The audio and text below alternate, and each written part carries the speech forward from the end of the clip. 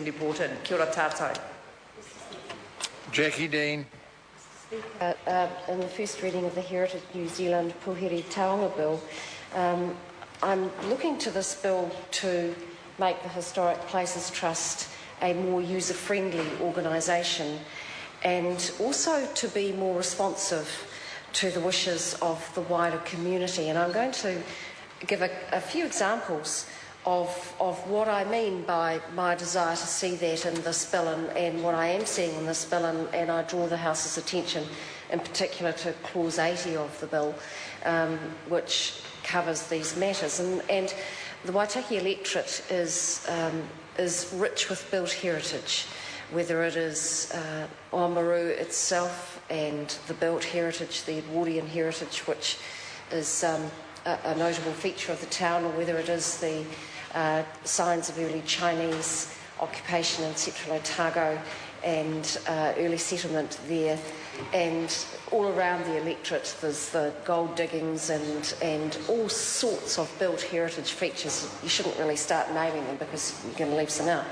But there are a few instances which have come to me as the local member, and one of those I want to talk about as an example of how I want to see the Historic Places Trust change, and I think the bill will allow them to give wider consideration of some of the issues that come to them. One of them is the Stamper Battery, which is on the Old Man Range out of Alexandra, and the wheel.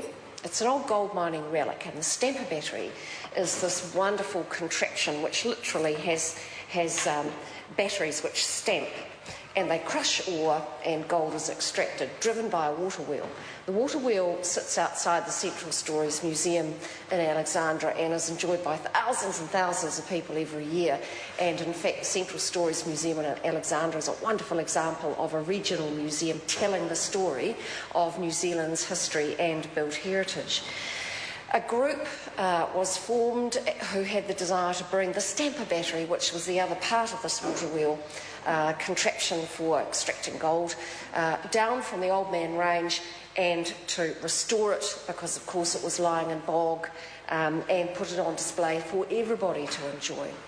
They had quite a long battle with the Department of Conservation, who ultimately in about 2008 allowed or gave the consent for the Stamper Battery to be brought down from the Old Man Range, but we still had the barrier of the Historic Places Trust, and their objection ran along the lines of no, it's got to stay up where it's high altitude, sitting in bog, decaying away, can only be reached by four-wheel drive, and then you have to walk down a very steep slope, so it requires a good deal of mobility, and really is under snow for a lot of the year and safely accessible for only about 36 days in the year.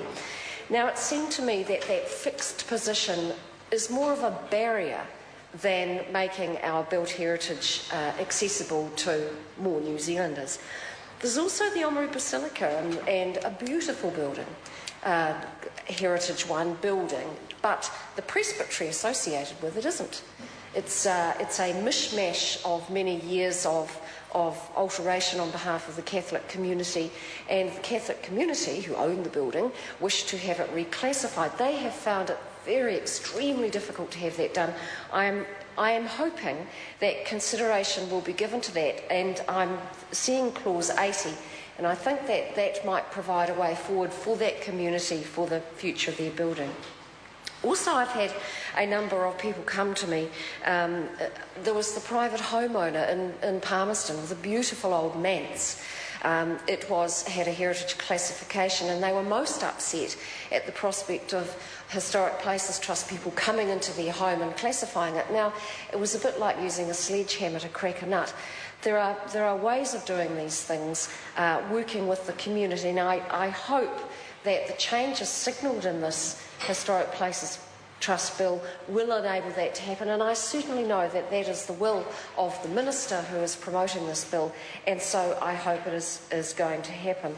Mr Speaker, this bill will provide for a new process for archaeological consenting, which will be faster, which will be simpler and more efficient. It will reduce costs and also difficulties for property owners, and we must never forget that a number of our built heritage properties are in private ownership, we've got to think about their interests too. Mr Speaker, I commend the bill to the House. Brendan Horan. Mr.